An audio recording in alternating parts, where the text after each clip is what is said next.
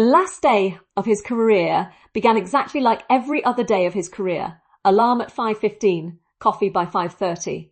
Dressed and out the door before his wife finished her first cup. The drive to the office was 22 minutes. He had made it 10,000 times.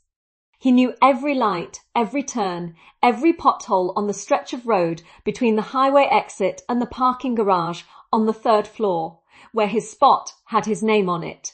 His name on a parking spot. He had thought about that on the first day they gave it to him. 14 years ago, he had stood in that garage and looked at the small laminated sign and thought, this is what making it looks like, your name on a parking spot. Permanent, claimed, yours. He thought about it again on the last day, standing in that same spot, engine off, hand still on the wheel. His name was still there, but in 3 hours it wouldn't mean anything anymore. The retirement party was everything a retirement party is supposed to be. A room full of people who genuinely liked him. Speeches that were funny and warm and occasionally true. A cake with his face on it that everyone agreed was a remarkable likeness. His boss, who had worked alongside him for 11 years, stood up and said that he was the kind of man who made everyone around him better without ever making them feel lesser. That he was the backbone of everything they had built. That the organisation would not be the same without him. He stood up and thanked them. He was gracious. He was funny. He deflected the compliments with the practised ease of someone who had spent 40 years being good at exactly that. He drove home with a crystal plaque on the passenger seat and a card signed by 61 people. His wife made his favourite dinner. They opened a bottle of wine they had been saving for something important. She reached across the table and took his hand and said, "You did it. You actually did it." He smiled, and underneath the smile, in a place he had no name for yet, something very quiet, very cold, and very unexpected had begun. Before I go any further, I need to ask you something, and I need you to answer it honestly, not for me, for yourself. Has there ever been a moment in your life when you achieved something you worked toward for years, and instead of feeling what you expected to feel, you felt nothing, or worse than nothing, a kind of hollow echo where the celebration was supposed to be? Drop a hand in the comments if you have ever stood at the finish line of something important and thought, wait, is this it? Because what I am about to describe is something that nobody puts in the brochure for success.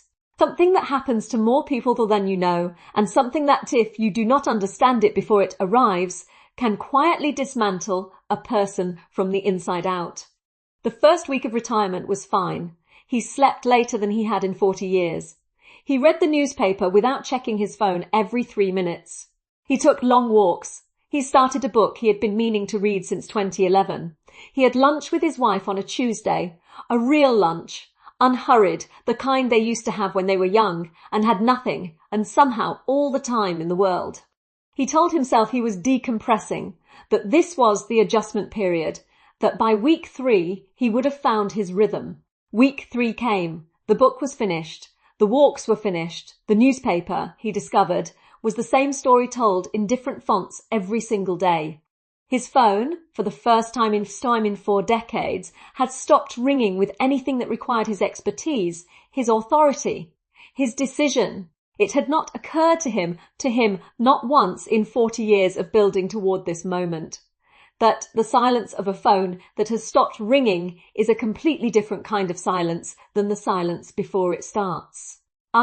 Is peace. The other is pay other espenar. Is patient. He was a man who had always known what he was, not in a philosophical way, in a practical way, the way most people know what they are. He was a professional. He was a provider. He was the person other people called when something needed to be solved. He was the man with the plan, the answer, the steady hand in a crisis. He was, at his core, essential. And essential was not something he had ever thought about consciously. It was just air. Something so present he had never needed to notice it. And then one morning in the 8th week of retirement, he woke up at 5:15 out of pure habit, lay there in the dark, and realized with a sensation he could not yet name that there was absolutely nowhere he needed to be. Not today, not this week, not next month, Nobody was waiting on him. Nobody needed his answer. Nobody would notice in any way that changed anything, whether he got out of bed or not. He stared at the ceiling for 45 minutes. Then he got up, got dressed, drove somewhere. He did not decide where. He just drove. The same way he had driven to the office 10,000 times, on instinct, on muscle memory, on the deep biological certainty that movement meant purpose. He ended up in a hospital parking lot, not because he was sick, not because anyone he knew was there. He drove past it on his usual route, and something pulled him in. Maybe the familiarity of a large building full of people with somewhere urgent to be. Maybe the comfort of a place where purpose was so visible, it practically had a smell. He sat in his car and watched people walk through the entrance. Nurses changing shifts, a family moving quickly with fear in their posture. An old man in a wheelchair being pushed by someone younger. An orderly on a phone call, laughing at something. All of them with somewhere to be, all of them needed. He sat there for an hour. Then he drove home and told his wife he had gone for a drive. By month 3, a pattern had developed that he was not aware of. He had stopped mentioning his old job in conversations. Not because he didn't think about it. He thought about it constantly, but because he had noticed the way people's expressions changed when a retired man talked about his old career, a particular kind of polite patience. The way you listen to someone describe a dream they had. Present, kind, fundamentally unengaged. His identity, he was beginning to understand, had lived entirely inside his professional life. And professional life, unlike a house or a marriage or a scar, does not leave a physical mark when it ends. One day your name is on a parking spot. The next day it isn't. And the world continues its rotation with a smoothness that feels, to the person no longer in the spot, almost obscene. He started going to the hospital, not to be seen. He wasn't unwell, not physically. He started going because the hospital had a coffee shop in the lobby that opened at 6 in the morning. And because at 6 in the morning the lobby was full of people beginning things, shifts starting, families arriving, the particular urgent energy of a place where time matters and every minute means something. He would sit with his coffee and watch. And for those 45 minutes every morning, he felt not useful exactly, but adjacent to usefulness, close enough to purpose to feel its warmth from a distance. His wife did not know this is where he was going. He told her he was going for coffee, which was true. It just wasn't the whole truth. The gas station was a Thursday in November. He had driven out late, past 11. His wife was asleep. The house was quiet in the way that houses are quiet when the people inside them have run out of conversation for the evening. Not uncomfortably, just completely. He needed milk. That was the reason. A true, practical, unremarkable reason. He pulled into the gas station. Parked. Saturday in the car for a moment, in that half-present way he had developed over months of sitting in parking lots. He got out, went inside, picked up the milk, stood in the fluorescent light of a gas station at 11:47 at night with a carton of milk in his hand. And it hit him, not gently, not gradually, the way these things sometimes arrive in small, manageable increments. It hit him fully, all at once, like a wave that had been building for 6 months and had finally found its shore. He stood in that gas station and he thought about his father. His father had worked his entire life waiting to retire, had talked about it the way some people talk about heaven. One day when I retire, I will travel. One day when I retire, I will garden. One day when I retire, I will finally have time for the things that matter. His father had retired at 68. He died at 61. He never got there. And standing in a gas station at midnight with a carton of milk, he felt the full weight of that sentence for the first time, not as a fact he had always known, as a warning he had been given and never understood. His father had spent 40 years waiting for permission to live, and he, with his corner office and his crystal plaque and his $2 million and his parking spot with his name on it, had done the exact same thing. He had worked toward the life without ever stopping to notice that the life was happening the whole time. He put the milk on the counter, paid, walked back to his car, and he sat in that parking lot and he cried, not quietly, not the controlled, managed kind of emotion he had permitted himself across 40 years of being the steady hand in every crisis. He cried the way men cry when they have held something for so long that the holding itself has become invisible. And then suddenly, in a gas station in November, they put it down. He cried for his father. He cried for the vacations he didn't take. He cried for the Tuesday lunches with his wife that he scheduled around client calls. He cried for the version of himself that existed before the career swallowed him whole, and he decided to call that being alive. He sat in that parking lot for 23 minutes. Then he drove home. He put the milk in the refrigerator.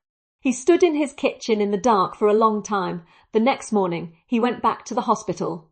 Not to the coffee shop. He went to the volunteer services office.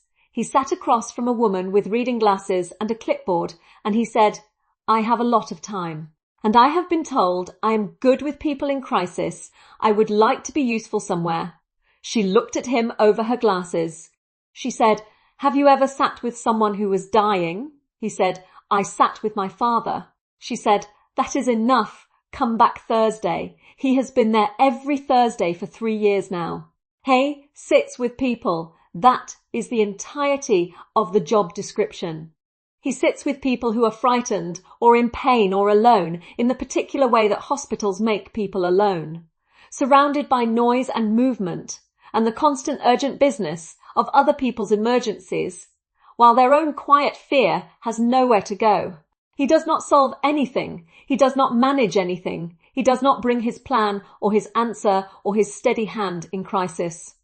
He just sits. And he told me once that in 40 years of being essential, of being needed, of being the man with the answer in every room he walked into, he had never once felt as useful as he does on Thursday mornings in a hospital room with someone who has nowhere else to put their fear.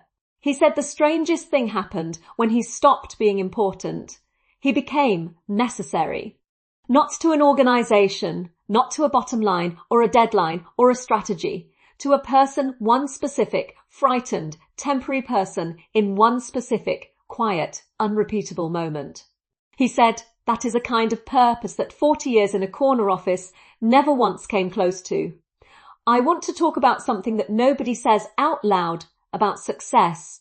We spend our entire lives building towards something, a number in a bank account, a title on a door, a moment when the world finally agrees that we have done enough and earned the right to rest. And we call that the goal. We call that the finish line. We orient everything, our time, our energy, our attention, our presence toward arriving at that place. And nobody tells you that the finish line is not a destination. It is a door.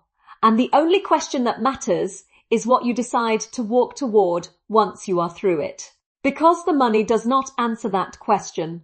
The plaque does not answer it. The parking spot with your name on it does not answer it. The question is not, what have you built? The question is, who are you when the building stops? And the terrifying, beautiful, completely survivable. Truth is this, most of us have no idea, not because we are weak or shallow or have lived wrong, but because we were never asked. Because the culture we live in does not ask it. Because the world rewards the doing and ignores the being. Because for 40 years, the answer to who are you was answered by what you did. And nobody warned us that one day the doing would end and the being would still be standing there, waiting for you to finally introduce yourself, Elf.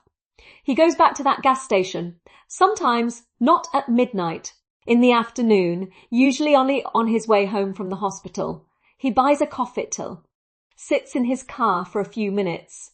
He told his wife about the night he cried there. Not immediately, months later, on one of their Tuesday lunches, when the conversation found its way there naturally. He told her the whole thing, the milk, the parking lot, his father, the 23 minutes. She listened without speaking. When he finished, she said, I know. He looked at her. She said, I could hear you when you came home. I heard you in the kitchen. I didn't come down because I thought you needed to be alone with it. He said, "Why didn't you ever say anything?" She looked at him the way a woman looks at a man she has loved for a long time and understood in ways he has never quite understood himself. She said, "I was waiting for you to find your way back. I knew you would. I just didn't know what door it would come through." He reached across the table and took her hand. They did not speak for a little while after that. They didn't need to. Here is the question I want you to sit with tonight. Not tomorrow, tonight. If your career ended tomorrow, not retired, not planned, just ended.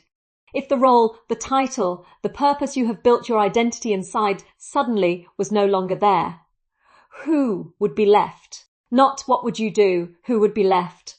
Because that person, the one underneath the role, underneath the achievement, underneath the version of yourself that the world sees and validates and needs, that person has been there the whole time. Patient, quiet, waiting. And they do not need a diagnosis or a crisis or a midnight gas station in November to finally be heard. They just need you to sit still long enough to listen. Subscribe if this story reached somewhere real. Not the part that manages your life, the part that lives it next week, the story that researchers spent 80 years trying to answer. What actually keeps people alive? What actually kills them slowly? And the answer is so uncomfortable that when it was published, people refused to believe it. Leave a comment below. Tell me when the noise stops. Who are you? Just that, nothing more. I will see you next week. Don't stop listening.